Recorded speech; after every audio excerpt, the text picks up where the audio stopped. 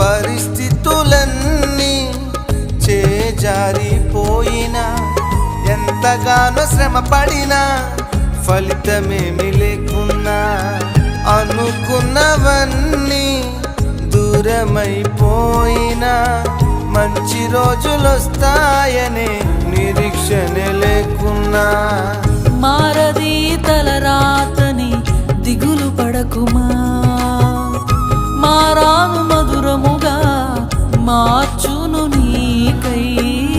మారది తలరాతని దిగులు పడకుమా, మారాను మధురముగా మార్చును నీ